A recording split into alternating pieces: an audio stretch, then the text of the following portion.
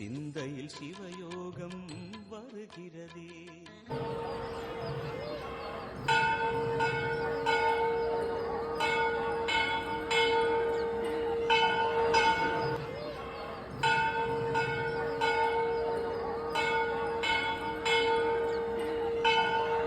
ஓம் மைஜாய் வித்மகே தண்டகஸ்தாய் திமிக தன்னோ வாராகி பிரசோதியாத். நல்லதே நடக்கும். ஓம் நம சிவாயும் எல்லாம் ஸ்ரீ வாராகிமன் திருவடி சரணம்.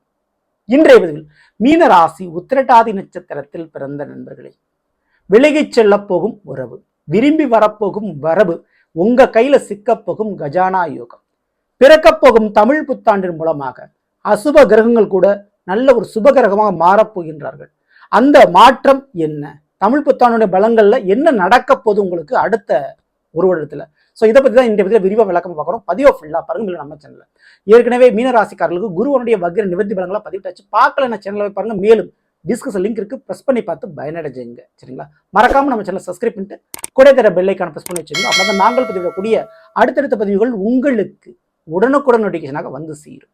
மீனராசி உத்திரட்டாதி நட்சத்திரத்தில் பிறந்த நண்பர்களை, முதல்ல மீனராசிக்கு அதிபதியாக குரு பகவான் 4ஆம் வீடான மிதுனத்துல அர்த்தாஷ்டம குரு அமர்ந்திருக்கிறாரு. அது ஒரு நல்ல ஒரு நிலைப்பாடு தான்.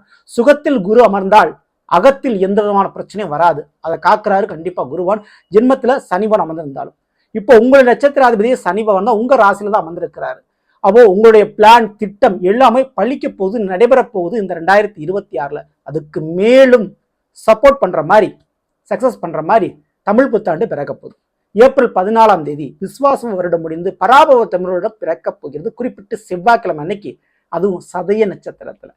ஏன் இந்த சதய நட்சத்திரத்தை நான் முக்கியத்துவம் கொடுக்குறேன் அப்படின்னா, ராகு பகவானுக்குரிய நட்சத்திரம்.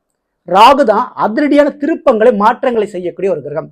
இந்த உலகத்துல மாற்றம் ஒன்றே மாறாதுன்னு சொல்லுவாங்க. அந்த மாற்றம் கொடுக்கக்கூடிய ஒரு கிரகம் அது ராகு பகவான் தான். ராகு பகவான் போல ஒரு அதிரடியான மாற்றத்தை வேறு எந்த கிரகத்தாலும் கொடுக்க முடியாது. திடீர்னு மாற்றம் அப்படின்னு கொடுப்பாரு. ஒரு ஏழையை பணக்காரனை மாத்துறது, பணக்காரனை ஏழையை மாத்துறது, இப்படிப்பட்ட மாற்றம் ராகுவால் மட்டுமே நடக்கும்.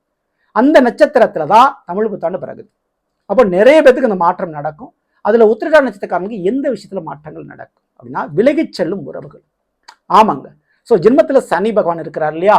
ஸோ உங்களை சுற்றி இருக்கக்கூடிய துரோகிகள், விரோதிகளை அடையாளம் காட்டுவார். கூட பிறந்த உறவுகள் அல்லது கூட வாழ்ந்த உறவுகள், சில உறவுகள் உங்களை விட்டு விலகிச் செல்லும். அது தவறான உறவாகவே இருக்கும். ஸோ அவங்களால பட்ட நஷ்ட கஷ்டங்கள் நிறைய இருக்கும். அப்படிப்பட்ட அந்த கஷ்டத்துக்கு ஒரு விடுதலை இப்போ கிடைக்குங்க. ஸோ அப்படிப்பட்ட தேவையில்லாத உங்களுக்கு நெகட்டிவா இருக்கக்கூடிய கெட்ட உறவுகளை விலக்கி வைக்கும் இந்த தமிழ் புத்தாண்டு. ஸோ இதுல இருந்து ஒரு முடிவு, ஒரு சொத்து பிரச்சனை, பாகப்பிரிவினை இதெல்லாம் ஏற்படும். அது உங்களுக்கு சதமாகவும் முடியும். ஆனா அதனாலையும் சில உறவுகள் உங்களுக்கு பிரியும். விவாகரத்து, கோர்ட்டு கேஸ் வழக்குகள் ரொம்ப வருஷம் நடந்துகிட்டு இருக்கவங்களுக்கு இந்த வருடம் அதுக்கு உண்டான தீர்ப்பு கிடைக்கும். டைவர்ஸ் கேஸ் கம்ப்ளீட்டா முடிஞ்சிடும். ஓகேங்களா? அதே போல சொந்த பந்தங்களோட நான் பூர்வீகத்தில் இருக்கிறேங்க அப்படின்றவங்களுக்கு டக்குன்னு அந்த பூர்வீகத்தை விட்டு வெளியேறுவீங்க. ஒரு வேலைக்காகவோ ஒரு தொழிலுக்காகவோ வேறு இடம் மாறக்கூடிய ஒரு நிலைப்பாடை ஏற்படுத்தும். அல்லது நீங்களே அதை எதிர்பார்த்துட்டு இருக்கீங்க, எப்படா நான் அந்த ஊரை விட்டு போவேன், எப்படா அந்த சொந்த பந்தத்தை விட்டு நான் எஸ்கேப் ஆவேன் அப்படின்னு நினைச்சுக்கிட்டு இருந்தீங்கன்னா, அந்த நினைப்புக்கு விதை போடுற மாதிரி இந்த கிரகங்களோட அமைப்பு சாதகமா இருக்கும். மேலும் உங்களுடைய ஜென்ம ராசியில சனி மட்டும் இல்லாமல் செவ்வாயும் புதனும் இணைந்து அமர்ந்திருக்காங்க. அப்போ புதிய இடத்துல புதிய நிலம் வாங்குறது, கூட பிறந்தவங்க செய்ய முடியாத ஒரு விஷயத்த கூட மாற்று மதத்தர, மாற்று இனத்தில் இருக்கக்கூடியவங்க, புதுசாக பழகக்கூடிய நண்பர்கள் செய்கிறது போன்ற விஷயங்கள் கிடைக்கும். அவங்க மூலம் ஒரு சப்போர்ட் கிடைக்கும். ஸோ புதிய இடத்தில் ஒரு சொத்து நிலபுலங்கள் வாங்கக்கூடிய யோகம் இருக்குது. மேலும் புதன் நீசம் இந்த வருடத்தின் தொடக்கத்திலேயே. அப்போ புதன் நீசமா இருக்கும்போது என்னங்க அப்படின்னு நடக்கும் அப்படின்னா, மிக முக்கியமா எழுத்து, கையெழுத்து, ஒப்பந்தம், அக்ரிமெண்ட், டாக்குமெண்ட் இந்த மாதிரி விஷயத்தெல்லாம் கொஞ்சம் கவனம் தேவை. எழுத்து பிள்ளை இல்லை டாக்குமெண்ட் ஏதோ பிரச்சனை இருக்குது, இல்லை நீங்க போட்ட சைன் தான் பிரச்சனை, நீங்க தேவையில்லாம மறந்து போய் ஒரு ஞாபகம் இல்லை ஒரு அக்ரிமெண்ட்ல கழுத்து போட்டீங்க, கேர்லெஸ்ஸா கவனக்குறைவாக பத்திரத்தை தொலைச்சிட்டீங்க, டாக்குமெண்ட் தொலைச்சிட்டீங்க, இப்படிப்பட்ட பிரச்சனை தான் வரும். ஸோ படிக்கிறவங்க, எழுதுறவங்க அல்லது டாக்குமெண்ட் சம்மந்தப்பட்ட வேலையை பார்க்கக்கூடியவங்க கொஞ்சம் கவனத்தோட இருக்கணும். வேலை பார்க்கக்கூடிய இடத்துல நீங்க போற சைன்ல ரொம்ப ரொம்ப கவனமா இருக்கணும். ஸோ இது மட்டும் கவனத்தோட நீங்க இருந்துங்க. அடுத்து சூரியன் சுக்கிரன் உங்களுடைய ராசிக்கு 2ஆம் வீட்டுல சூரியன் உச்சமடைந்து சுக்கிரன் இணைந்து வந்திருக்கிறாங்க. 6இல் கேது பகவான் வந்திருக்கிறார். ஸோ இதுதான் கையில் உங்க கையில சிக்கப்போக்கும் கஜானா யோகம். ஆமாங்க. உத்திரட்டாதி நட்சத்திரக்காரங்க ரொம்ப நாளா அரசாங்க வேலைக்கு ட்ரை பண்ணி தான் அந்த அரசாங்க வேலையை அப்பாயின்மெண்ட் உங்களை தேடி வரப்போகுது. கவர்மெண்ட் சைட்ல இருந்து ஒரு லோன் விஷயம் உங்களுக்கு கிடைக்க போகுது. கவர்மெண்ட் சேர்ந்து ஒரு வீடு சேங்ஷன் ஆகுறது அல்லது உங்களுடைய கடன் தள்ளுபடி ஆகிறது, இப்படி ஏதோ ஒரு பெனிஃபிட் நீங்க அடைய போறீங்க. ஓகேங்களா? கவர்மெண்ட் சைட்ல இருந்து ஒரு தொழிலுக்குண்டான சப்போர்ட் உங்களுக்கு கிடைக்க போகுதுங்க. அதுக்கு வாய்ப்பு ரொம்ப ரொம்ப உண்டு. பெரிய அரசியல்வாதிகளுடைய பழக்க வழக்கம் அல்லது அதிகாரிகளுடைய பழக்க வழக்கம் ஏற்பட்டு அதனால உங்களுக்கு அந்தஸ்தும் பதவி வாய்ப்பும் கிடைக்குங்க. ஸோ அதுக்கு சான்சஸ் இருக்குது இந்த உத்திரட்டாதி நட்சத்திரக்காரங்களுக்கு. அதுக்கு மிக மிக முக்கிய காரணம் என்னன்னா உங்களுடைய உழைப்பு தான். நீங்கள் இருந்த நியாயமான உங்களுடைய குணத்துக்கு தான். ஏன்னா நீங்கள் இது நாள் வரைக்கும் நியாயமாக இருந்திருப்பீங்க, நேர்மையாக இருந்திருப்பீங்க, கடின உழைப்பு போட்டிருப்பீங்க. அதுக்குண்டான பலன் இப்போ கிடைக்கும். சரிங்களா? ஸோ இதற்கு அடுத்தபடியாக மிக முக்கியமாக கவனிக்க வேண்டிய கிரகம் ராகு பகவான் உங்களுடைய மீன ராசிக்கு 12ஆம் வீட்டில் அங்கே சந்திரனோடு சேர்ந்து இந்த வருஷம் பிறகுது. சரிங்களா? அப்போ 12ஆம் வீடுங்கிறது அயன சயன போகஸ்தானம், வெளிநாடு யோகம், மாமியார் வீட்டுக்கு செல்லக்கூடிய யோகம். மாமியார் வீடு என்னங்க, திருமணம் நடக்க போகுதுன்னு அர்த்தம். ஸோ மாமியார் வீட்டுக்கு போக போறீங்க. பெண்களாக இருந்தால் உத்திரட்டாதி நட்சத்திரம் பிறந்த பெண்களுக்கு திருமணம் முடிந்து புகுந்த வீட்டை விட்டு பிரிந்து புகுந்த வீட்டிற்கு செல்லக்கூடிய யோகம் கிடைக்குது. சரிங்களா? ஸோ இதுக்கு உண்டு. அதே போல ஆண்களுக்கு வெளிநாடு யோக வாய்ப்புகள் கண்டிப்பாக உண்டு. ஸோ இதுக்கும் சான்சஸ் உண்டு. வேறு மாநிலத்தில் வேறு இடத்துல குடிபோகக்கூடிய சான்சஸ் இருக்கு.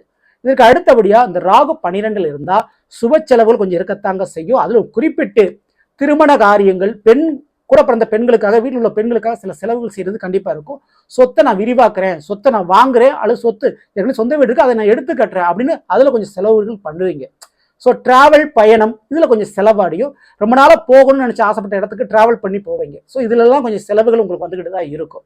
ஸோ இன்னொரு பக்கம் மிக முக்கியமாக விலகி செல்லும் உறவுன்னு நான் சொல்லியிருந்தேன் இல்லையா, அந்த மாதிரி விலகி செல்லக்கூடிய உறவுகள் உங்களுடைய கூட பிறந்த சகோதரர்கள் போன்ற திருமண வாழ்க்கையில் ஏற்பட்டவங்க இவங்களா கூட இருக்கலாம்.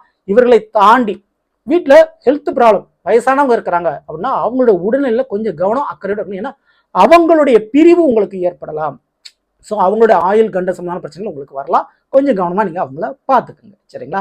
ஸோ இன்னொரு பக்கம் குரு பகவான், நான் முதல்ல சொன்ன மாதிரி உங்களுடைய ராசிநாதன் 4ஆம் வீடான மிதுன ராசியில் அர்த்தாஷ்டம குரு அமர்ந்திருக்கிறாரு. ஜூன் மாதத்திற்கு பிறகு அவர் கடகராசிக்கு பேர் செஞ்சு உச்சமடைவார். அவருடைய பார்வை 9ஆம் பார்வை சனி பகவானுக்கு கிடைக்கும். அசுப கிரகமான சனி பகவான் குருவினுடைய பார்வையால் சுப கிரகமாக மாறுவார், சுபச்சனியாக மாறுவார்.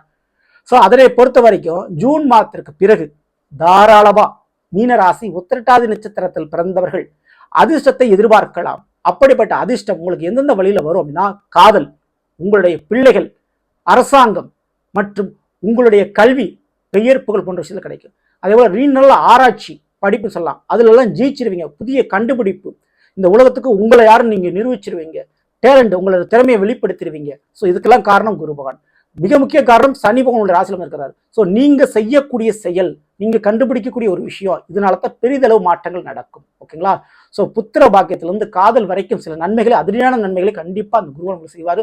ஜூன் மாதத்திற்கு பிறகு உத்திரட்டாதி நட்சத்திரத்தில் பிறந்தவருடைய வாழ்க்கையில் சுபகாரியம் அப்படின்றது கண்டிப்பா நடந்தே தீரும். அதுல எந்த விதமான மாற்று கருத்தும் இல்லை. அந்த சுபகாரியம் நடக்கும்போது தெய்வ வழிபாடுகளை மிக முக்கியமா நீங்க செய்யணும். அந்த தெய்வ வழிபாடுகளில் மிக முக்கியமான வழிபாடு உங்களுக்கு யார் அப்படின்னு பார்த்தா, கால பைரவர் மற்றும் கருட பகவானை வணங்குறது ரொம்ப ரொம்ப ரொம்ப ரொம்ப உங்களுக்கு நல்லது. அதே போல வீட்டு மாடியில, மொட்டை மாடியில வேற எங்கிட்டோ பறவைகளுக்கு நீர் அருந்துவதற்கு ஒரு பாத்திரத்தை தண்ணி ஊற்றி வைங்க. ஸோ இதெல்லாம் ரொம்ப ரொம்ப சிறப்பான ஒரு பரிகாரமா உங்களுக்கு அமையும். அதே போல வீட்டில் மீன் வச்சு வளர்க்குறது அப்படின்ற விஷயங்களை செய்யுங்க. அது கண்டிப்பாக உங்களுடைய தோஷங்களை நிவர்த்தி பண்ணும். ஸோ இதில் ஏதாவது ஒரு வழிபாடை தவறாமல் பண்ணுங்க. கண்டிப்பாக ஜென்மசனி காலகட்டத்தில் உங்களுக்கு ஒரு அதிர்ஷ்டத்தையும் வரத்தையும் கொடுக்கும் இந்த வழிபாடுகள். தவறாமல் நீங்கள் பண்ணுவீங்க. ஸோ நல்லது, நாம் இன்றைய மீன ராசி உத்திரட்டாதி நட்சத்திரத்தில் பிறந்தவர்களுக்குரிய பலனை பற்றி பார்த்து நிச்சயமா இந்த பதிவு உங்களுக்கு யூஸ்ஃபுல்லாக இருக்கும் நினைக்கிறேன். பிடிச்சிருந்த லைக் பண்ணுங்க, நண்பர்களுக்கு உறவுகளுக்கு மறக்காமல் செய்யுங்கள். இதுவரை நம்மளுடைய சேனல் சப்ஸ்கிரைப் பண்ணாமல் இருக்கும், சப்ஸ்கிரைப் பண்ணுங்க. கூட தர பெல் ஐகானை பிரஸ் பண்ணி பக்கத்தில் ஒரு ஆல் இன் ரசம் தவறாமல் செலக்ட் பண்ணிச்சுங்க. மேலும் அடுத்த சந்திப்போம். நன்றி, வணக்கம். நல்லதே நடக்கும். நம சிவாயும். எல்லாம் அல்ல ஸ்ரீ பாரதி.